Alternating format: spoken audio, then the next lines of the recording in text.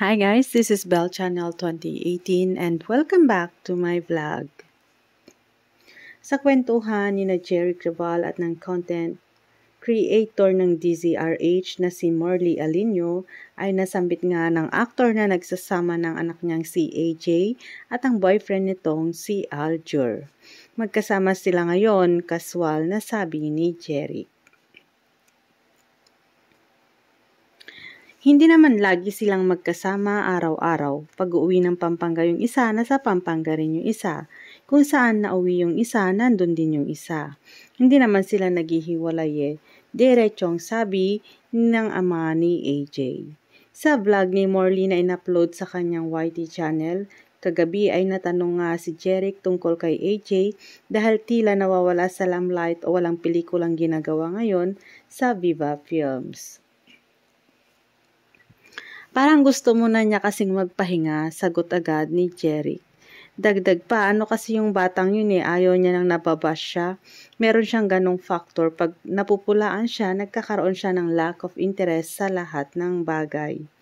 Hindi na bababalik si AJ sa pag-aartista. Babalik pa naman yan, magpapahinga lang siguro, saad ng ama ng aktres. Inamin din ni Jeric na nanghinayang siya sa anak dahil nakilala na pero biglang nawala. Siyempre nanghinayang ako kasi sayang naman nandyan ka na.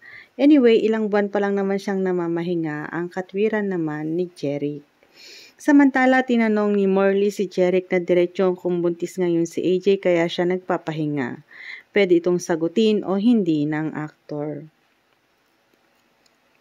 Natawa muna ang ama ng dalaga tuwing nagbabakasyon niya nababalitang buntis Tawa niya. Natatawa na lang ako. Papasok dito sa isang tenga, lalabas dyan.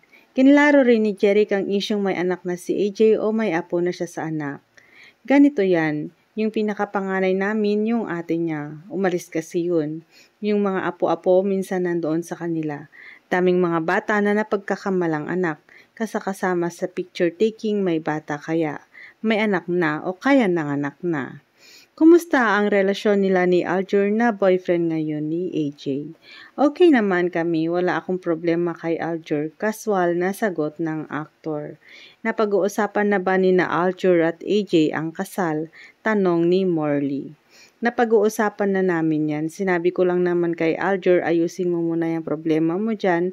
Ako naman ang hinahanap ko, pakasalan mo yung anak ko, yun lang. Pag naayos na yung problema niya. Anyway, sila naman lagi nag-uusap dyan. Ang anak ko kasi 23 na, matanda na siya at alam na niya yung mga dapat niyang gawin. Ako naman na magulang, ako nandyan lang. Sabi ko nga, hindi naman sa nakikialam ako anak, magulang nga lang, pero alam mo kung ano ang mabuti at tama sa'yo. Sabi ko.